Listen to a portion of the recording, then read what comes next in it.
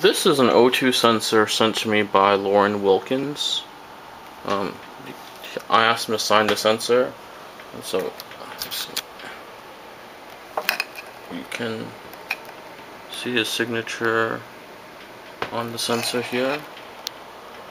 Okay, and in his email correspondence to me, he wrote the following.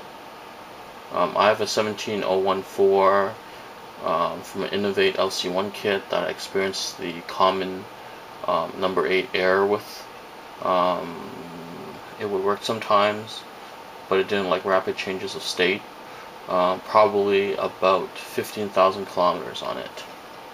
Okay, so I have this sensor hooked up to my static testing jig.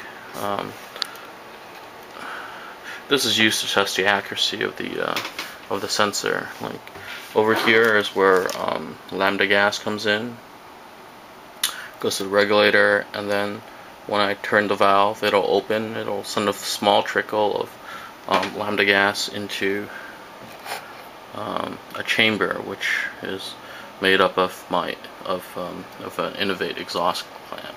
So the gas goes in, gets to the sensor, and then there's a little exit point over here. The amount of gas that goes through is very, very small because the sensor is sensitive to pressure. So the higher the pressure, the more skewed the readings will be, and it'll be skewed toward the rich side generally. So okay, so this is my gas. This is my calibration gas. This is the constituents of the gas. This is 0.8 lambda gas, 0.8 lambda gas, which is equivalent to 11.78 lambda for gasoline. So I think it's open right now. Yep, it's open. So I'm connecting this to my brand new product, the SLC Gauge.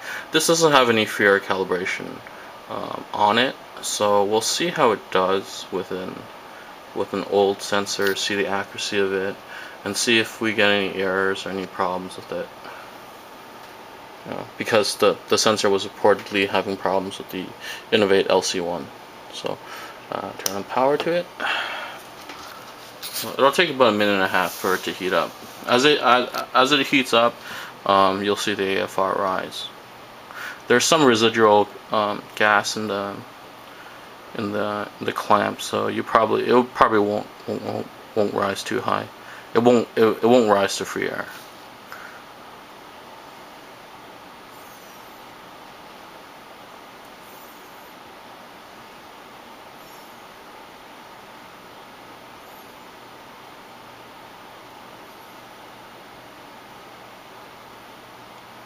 Yeah, there's residual gas in there. Like in free air, it'll go to 99.9, but it's staying around 20. So give it another minute for the sensor to fully warm up, and then we'll turn on the gas.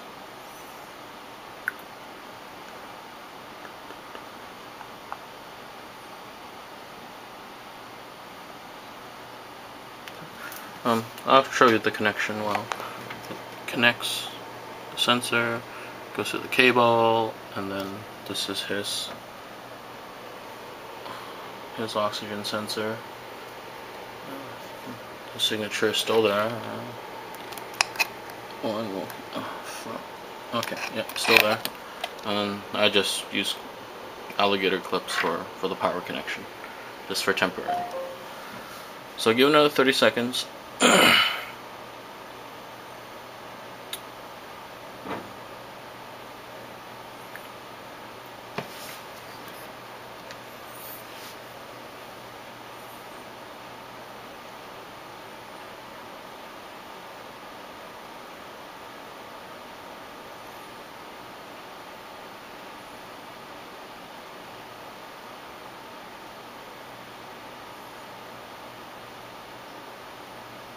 Okay. Well, let me speak what I expect to happen. What I expect to happen is that this unit this sensor is still accurate. as the Bosch oxygen sensors age, they actually lose very little in terms of accuracy. So I would not be surprised if the sensor is bang on accurate.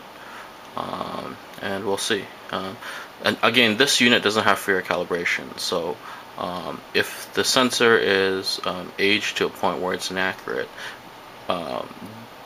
the controller has no means to compensate for it. So, okay, that's about time. Let's turn on the gas, and we'll see it drop.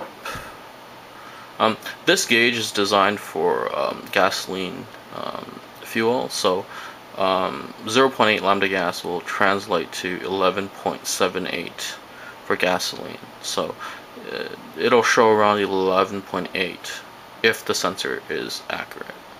So right now 11.9.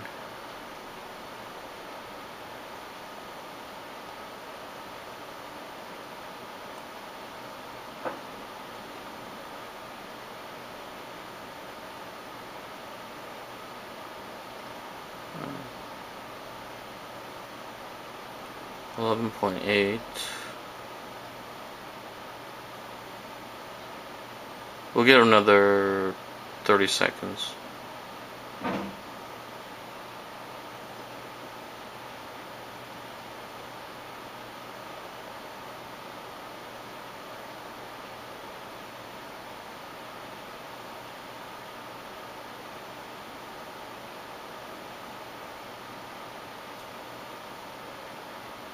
So again, the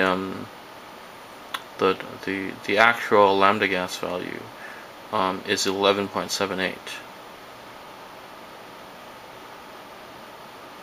So this is 11.8, somewhere between 11.8 to 11.7.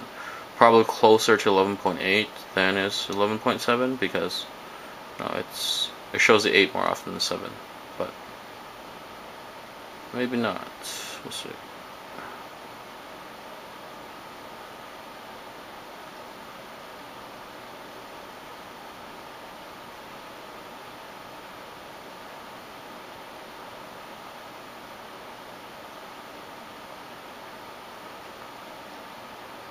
Alright, that's long enough, I think. You guys see what's going on. So I'll say, you know what, it looks 11.78 to me. I mean, or 11.77 to me. I mean, although the sensor has 15,000 kilometers on it, it's still a very accurate sensor. It hasn't really aged at all. It's still very accurate. And I have no idea why the Innovate would refuse to work with the sensor, since it's obviously in good condition, as you can see based on the accuracy. It's bang on. I mean, it's as good as a brand new sensor. So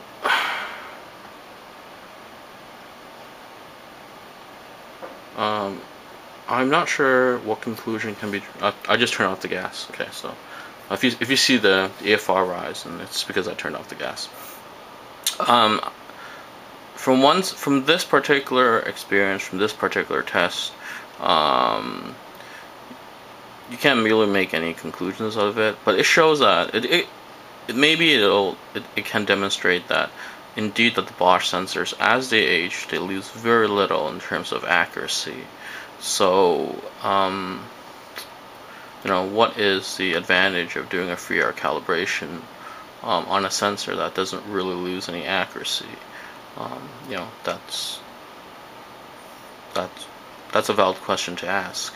And really, why does the Innovate LC1 refuse to work with this sensor? So, thank you very much.